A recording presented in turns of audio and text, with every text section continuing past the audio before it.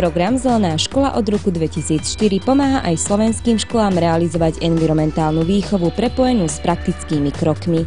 Tie vedú žiakov a celú školu k šetrnejšiemu prístupu voči životnému prostrediu a snažia sa ho tak chrániť. K tomuto programu sa pripojila aj základná škola Jozefa Kolára na sídlisku Drieňová. Tento program sa snaží o to, aby na škole zavládla taká lepšia atmosféra, čo sa týka aj environmentalistiky a takýchto problémov, ale okrem toho sa snaží aj o to, aby bola tá škola zdravšia, zelenšia, príjemnejšia a aby žiaci boli aktívnejší. Vychádza z predpokladu, že nestačí len učiť o environmentálnych problémoch, ktoré máme, ale naopak dať šancu deťom aj tieto environmentálne problémy riešiť a dať im takú cestu, že ako to môžu aj oni sami. Existuje 7 krokov, ktoré musíme splniť, aby sme získali certifikát zelenej školy. A prvý krok už máme za sebou, založili sme kolegium zelenej školy, čo sú dievčatká, pár učiteľov, potom sa k nám pripojilo aj ICM a spolu sme urobili veľký audit na škole. Zistili sme, aké sú slabé stránky školy, aké sú silné stránky školy a vypracovali sme si akčný plán.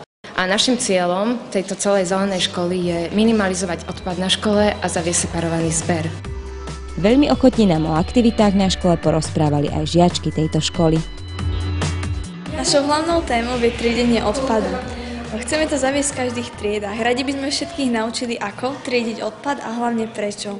Pripravili sme si aj krátku prezentáciu, v ktorej sa môžete dozvedieť, ako vzniká odpad a prečo škodí prírode.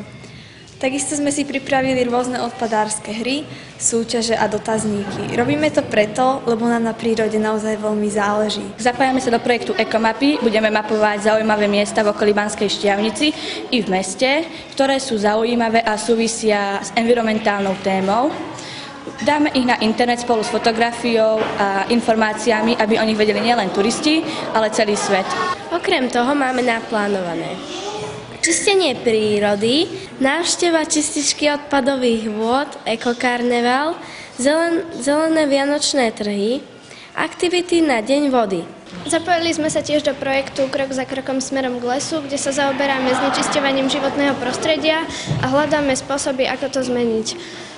Ďalej chceme znížiť používanie plastových fliaž na škole zavedením pitného režimu v podobe ponuky čajov. Chceme začať viac používať recyklovaný papier a tiež sme zapojení do projektu Recyklohry, v ktorom zbierame nepotrebné, teda pokazené elektrospotrebiče z domácnosti.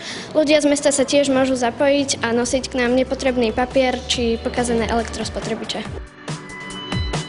Koordináciu programu na Slovensku zabezpečuje Centrum environmentálnej a etickej výchovy Živica a v školskom roku 2011-2012 je doňho zapojených celkové 216 slovenských škôl.